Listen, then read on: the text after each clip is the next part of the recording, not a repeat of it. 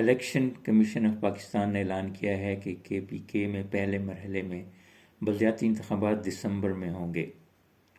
ہری پور پہلے مرحلے میں شامل ہے، لہذا ہری پور میں دسمبر کے وسط میں بلدیاتی انتخابات ہوں گے۔ امید ہے کہ حکومت پہلے کی طرح بلدیاتی انتخابات میں روڑے اٹکانے سے باز رہے گی، کیونکہ بلدیاتی اداروں کی عدم موجودگی میں شہر کھنڈرات میں تبدیل ہوتا جا رہا ہے۔ KPK کے وزیر اعلیٰ نے اعلان کیا ہے کہ صوبے کے 28 اضلاع میں اسکولوں میں 6 ارب روپے کا فرنیچر فراہم کیا جائے گا۔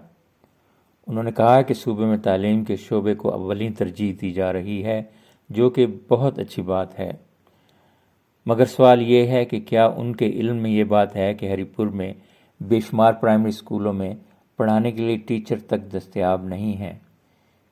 پھر یہ کیسی ترجیح ہے؟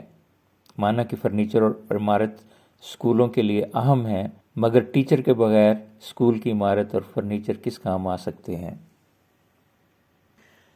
ناظرین، اس تصویر میں موجود یہ شخص چند دن قبل محلہ کھو میں گھر کے باہر سے 2019 ماڈل 70 کا موٹر سائیکل، جس کا پلیٹ نمبر F9805 ہے، چوری کر کے فرار ہو گیا ہے۔ پولیس تاحال اس شخص کو گرفتار کرنے میں ناکام رہی ہے۔ عوام سے اپیل ہے کہ جو بھی اس شخص کو جانتا ہو وہ ٹیلی فون نمبر 030153069007 پر اطلاع کرے۔ اطلاع دینے والے کا نام ظاہر نہیں کیا جائے گا۔ تحریک منہاج القرآن ہزارہ زون کے زیر اہتمام ہری پور میں ہر روز مختلف جگہوں پر میلاد مصطفیٰ صلی اللہ علیہ وآلہ وسلم کانفرنسز جاری ہیں۔ ان کانفرنسوں کے ذریعے 30 اکتوبر کو ہری پور چمن پارک میں دن کے 1 بجے منعقد ہونے والی بہت بڑی میلاد کانفرنس کی دعوت دی جا رہی ہے، جس میں شیخ الاسلام ڈاکٹر طاہر القادری کے فرزند ڈاکٹر حسن محی الدین قادری خصوصی خطاب کریں گے۔ ہزارہ زون کے انچارج پروفیسر محمد جاوید القادری نے پروگرام کو کامیاب کرنے کے لیے مختلف کمیٹیاں تشکیل دے دی ہیں۔ ڈاکٹر حسن محی الدین قادری ایک معروف اسلامی اسکالر اور انسانی حقوق کے ایک پرجوش کارکن کے طور پر جانے جاتے ہیں۔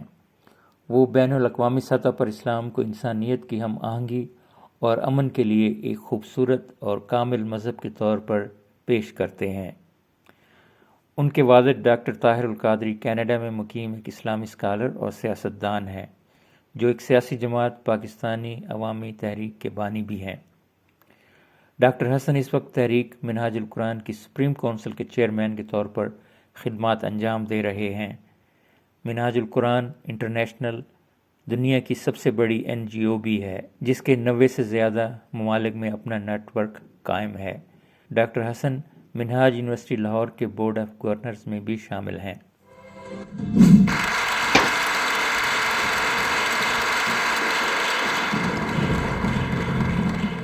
Ihsan is derived from benevolence, and benevolence is the condition of prayer in which the person, the abd of Allah, discovers the beauty of Allah.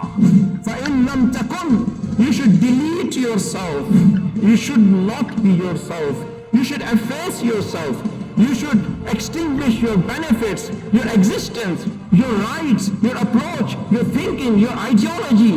So if you extinguish yourself, then you will be elevated to the level that you will see Allah subhanahu wa ta'ala. So that means the person who is striving for bringing the peace back in the society, bringing love, harmony and tranquility in the society, who is striving to bring in the people and community together under the title of Islam, which is peace, under the title of Iman, which is security, under the title of Ihsan, which is beauty.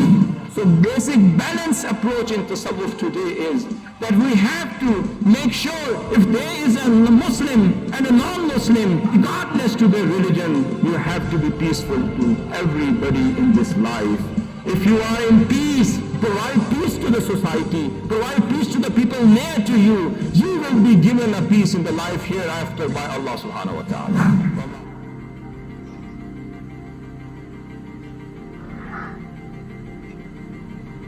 اب قدم محمدی کیسے ملتا ہے؟ سیدنا غوث العظم رضی اللہ تعالیٰ عنہ سید عبد القادر جیلانی فرماتے ہیں بِكُلِّ وَلِيٍّ لَهُ قَدَمٌ وَإِنِّي عَلَىٰ قَدَمِ النَّبِيِّ بَدْرِ